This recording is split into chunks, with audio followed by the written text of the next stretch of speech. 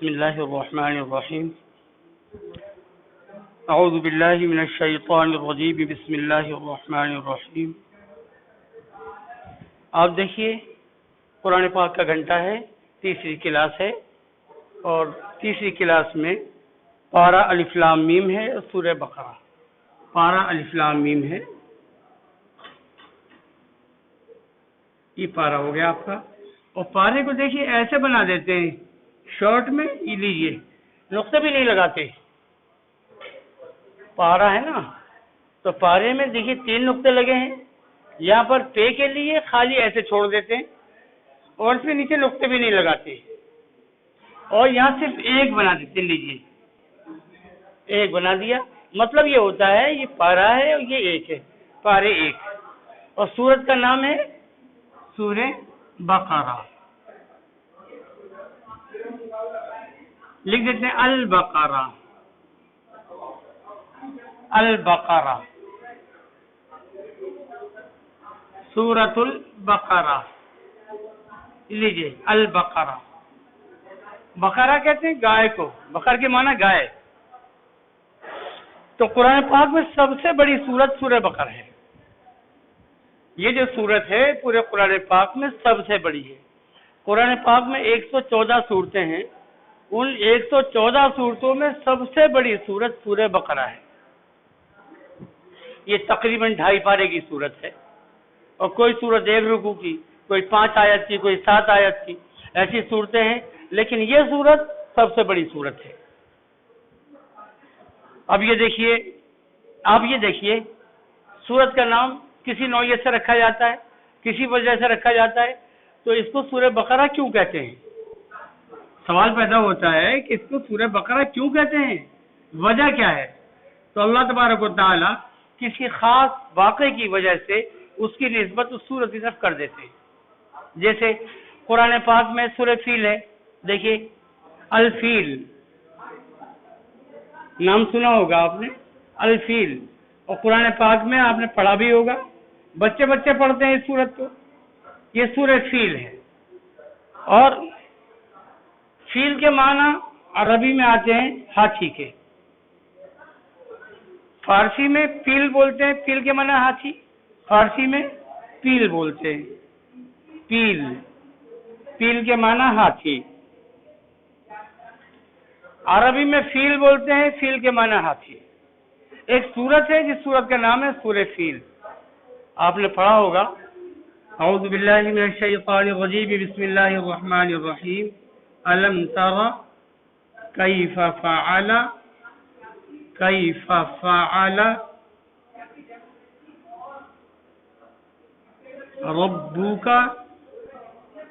ربک کے معنی تمہارا رب، تمہارا پروردگار. الم تر کیف فعل ربک باصحاب الفیل.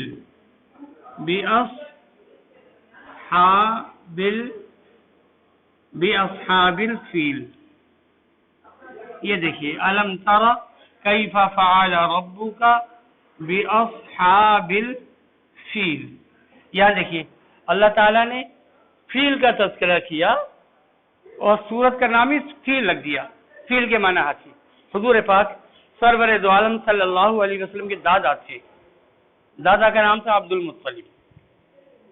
عبد المطلب جو حضور پاک صلی اللہ علیہ وسلم کے دادا تھے، اس زمانے میں ایک بادشاہ جو بہت ہی زیادہ سر پھرا تھا، اس کو خواہش پیدا ہوئی کہ کیوں میرا نام نہیں آتا، پوری دنیا کے لوگ مجھے نہیں جانتے، حالانکہ میں اتنا بڑا بادشاہ ہوں، مجھے نہیں سمجھتے.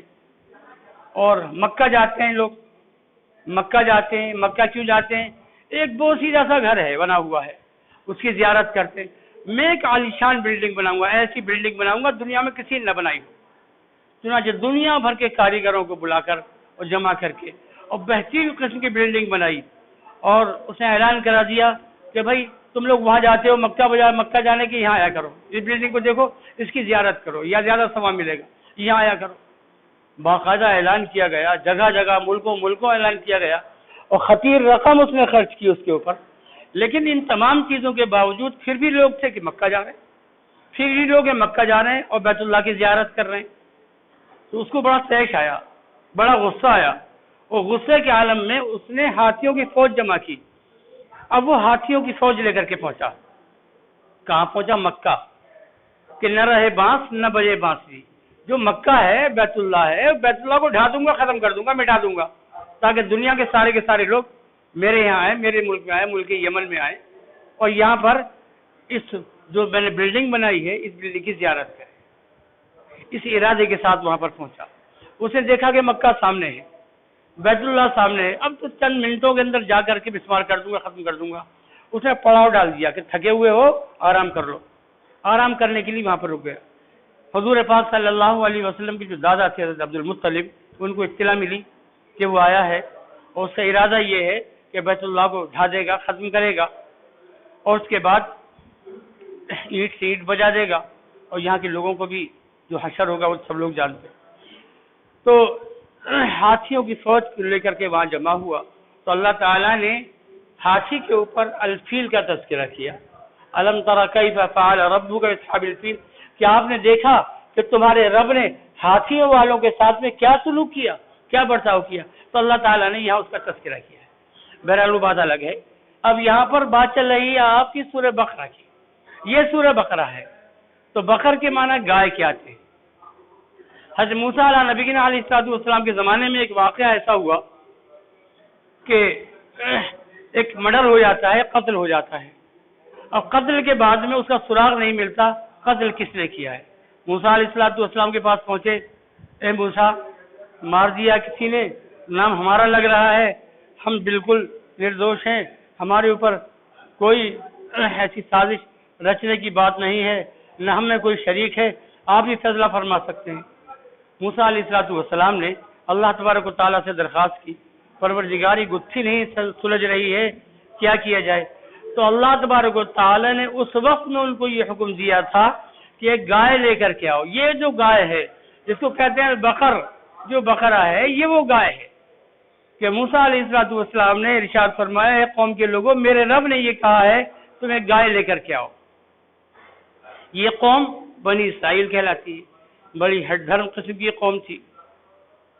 جو کہتے ہیں کہ بال کے جو کھال ہوتی ہے نا، کھال کے اندر سے بال نکالنے کی کوشش کرے آدمی، یہ وہ قوم تھی۔ تو فوراً کہنے لگی یہ موسیٰ علیہ السلام بات سمجھ میں نہیں آ رہی، مرڈر وہاں پر ہوا ہے، قتل وہاں پر ہوا ہے، آپ ہم سے کہہ رہے ہیں گائے لے کے آؤ، کہ گائے سے اور قتل سے کیا تعلق ہے؟ تو موسیٰ علیہ السلام نے ارشاد فرمایا کہ تمہارے رب کا یہ حکم ہے، تم گائے لے کر کے آؤ۔ تو حکم ماننے کی بات تو یہ تھی کہ گائے، کوئی بھی گائے ہوتی لے آتا آدمی، اس لیے کہ حکم کو پورا کرنا ہے۔ لیکن یہ لوگ ہٹ دھر قسم کے لوگ تھے، کہنے لگے آپ بتائیے گائے کیسی ہونی چاہیے؟ سفید ہونی چاہیے، کالی ہونی چاہیے، موٹی ہونی چاہیے، دبلی ہونی چاہیے، کیسی ہونی چاہیے؟ جوان ہو یا مطلب کھیتی باڑی میں بھی چلی ہو، وہ بھی استعمال میں آ سکتی؟ تو طرح طرح کے ان لوگوں نے سوالات کیے، اور اللہ تعالیٰ نے اسی انداز سے اس کے جواب بھی دیے۔ پھر ارشاد فرمایا آخر میں کہ گائے ایسی ہونی چاہیے جو بہت زیادہ خوبصورت ہو، جوان ہو، نہ تو کھیتی باڑی میں استعمال کی گئی ہو، اور جو بھی آدمی اس کو دیکھے تو دیکھتا رہ جائے، بہت خوبصورت گائے ہونی چاہیے۔ اب تلاش کرتے پھرے، کوئی گائے مل کے نہیں دے رہی ہے جو ان کو من کو بھا جائے کہ وہ گائے ایسی ہے۔ غرض یہ کہ اس کا تذکرہ یہ کیا گیا ہے کہ ایک بچہ جو بہت ہی زیادہ شریف تھا، اپنے ماں باپ کا بہت کہنا مانتا تھا، وہ بچہ ایک ایسا تھا کہ ماں باپ نے اس کو دعائیں دی تھی۔ اب یہ دیکھیے اللہ تعالیٰ کہاں سے کہاں جوڑ رہے ہیں کہ ماں باپ نے اس کو دعائیں دی تھی، اور ماں باپ کی دعائیں رد نہیں ہوتی، وہ ضرور قبول ہوتی ہیں۔ تو ماں کی دعا رنگ لائی، اور ماں کی دعا کا اثر یہ ہوا کہ گائے اتنی شاندار اس کے پاس آ گئی کہ سارے لوگوں کی نگاہیں اسی کی طرف مرکوز ہو گئی، سب اسی کو دیکھنے لگے، بھئی یہ گائے بڑی اچھی گائے، اور اللہ تعالیٰ نے جو حکم دیا ہے وہ گویا اسی گائے کے لیے دیا ہے۔ تو سارے لوگ دوڑ پڑے، بھیا گائے ہمیں چاہیے، یہ گائے ہمیں دو، گائے ہمیں بیچو۔ کیا بھیا یہ گائے میں نے اپنے لیے پالی ہے، تمہارے لیے نہیں پالی، گائے میری اپنی نہیں، ہمیں بیچ دو۔ کیوں بیچ دوں بھائی؟ تمہاری کوئی حکومت ہے، کوئی دور چل رہا ہے، میں نہیں بیچتا کہ نہیں، گائے ہمیں دے دو۔ ارے بھائی کیوں دے دوں؟ میں نہیں دوں گا، میری اپنی گائے۔ ادھر سے اصرار بڑھتا گیا، ادھر سے انکار ہوتا چلا گیا، لیکن وہ تھے کہ مجھ سے گائے ہمیں چاہیے، ہر صورت میں چاہیے، قیمت جو طبیعت چاہے وہ لے لو۔ غرض ہے کہ فیصلہ یہ ہوا کہ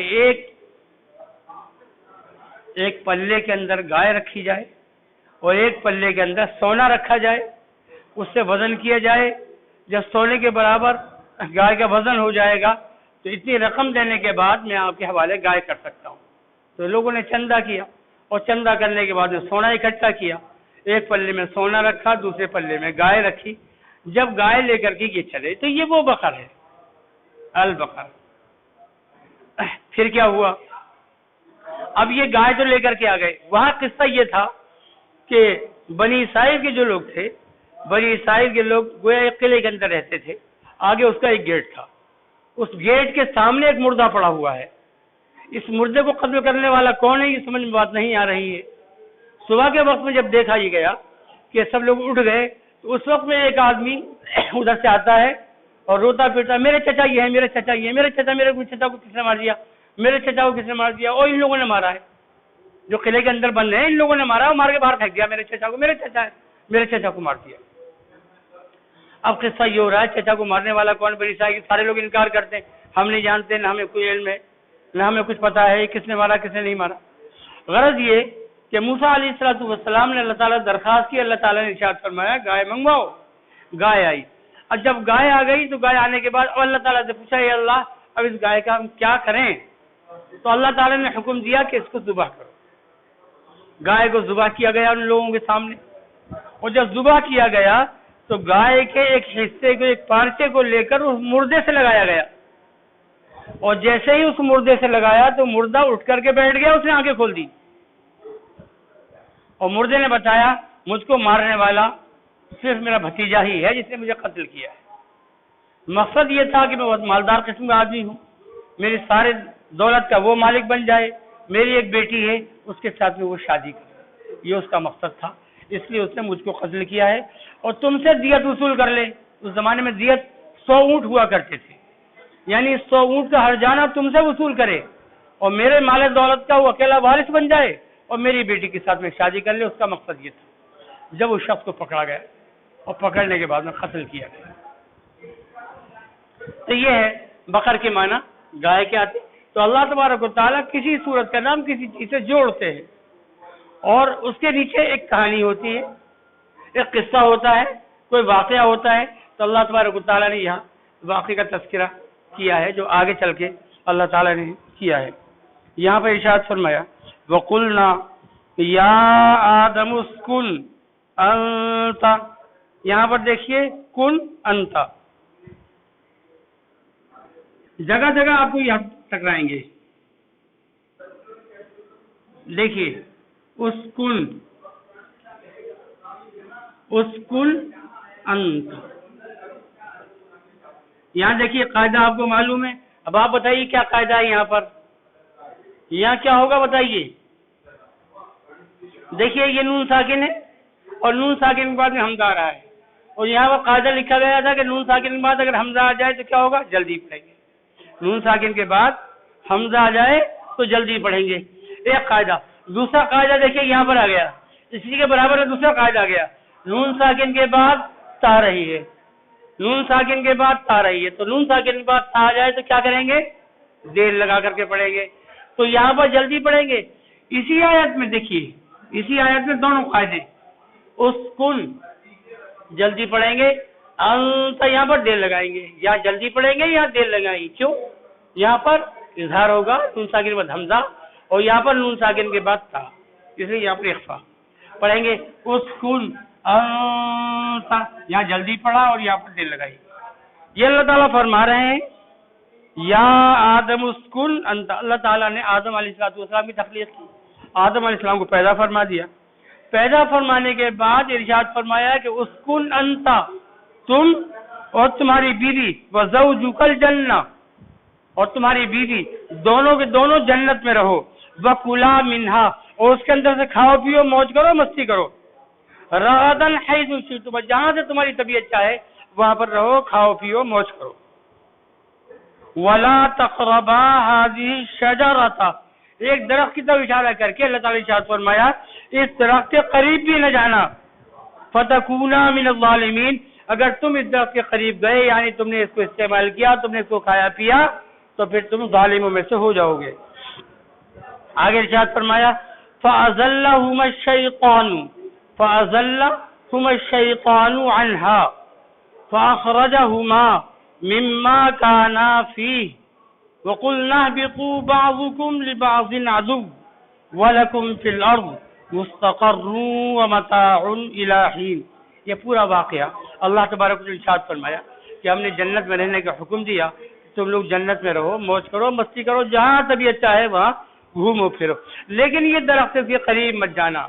لیکن وہ شیطان ان کے پیچھے لگا، اور پیچھے لگنے کے بعد ارے بھائی کھا لو، ارے بھائی کھا لو، کھا لو، کیا پریشانی ہے، اور یہ درخت اگر تم نے کھا لیا تو ہمیشہ ہمیشہ جنت میں رہو گے، کبھی بھی نہیں نکل سکو۔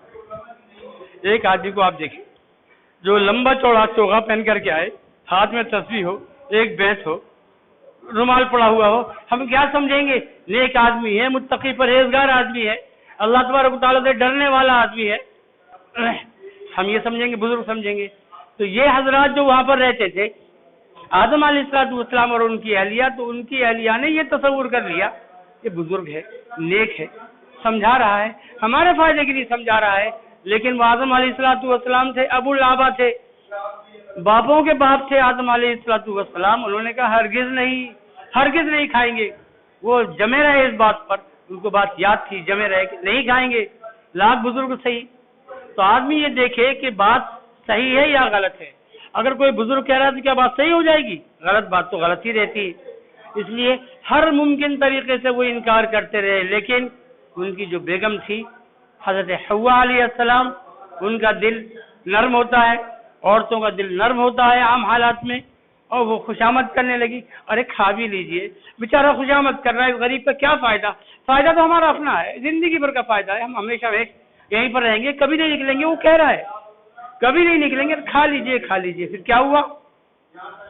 عورتوں کی باتوں میں آئے، پھنسے، کھا لیا۔ اللہ تعالیٰ ارشاد فرمایا نکلو یہاں سے، جنت چھوڑو نکلو، اب جنت چھوڑو نکلو۔ یہ قصہ تھا۔ تو یہاں پر اللہ تبارک و تعالیٰ نے جگہ جگہ واقعات بیان فرمائے، اور ہر واقعہ ہم کو یہ بتلاتا ہے، عبرت اور نصیحت دیتا ہے کہ فَاعْتَبِرُوا يَا أُولِي الْأَبْصَارِ، اے آنکھوں والے سمجھو، دیکھو، آنکھیں کھول کے دیکھو اللہ تبارک و تعالیٰ نے کیا کیا نظائر رکھے ہیں اور کیا کیا باتیں رکھی ہیں۔ وَمَا عَلَيْنَا إِلَّا الْبَلَاغُ۔ ہاں بھائی ٹھیک ہے، ہاں۔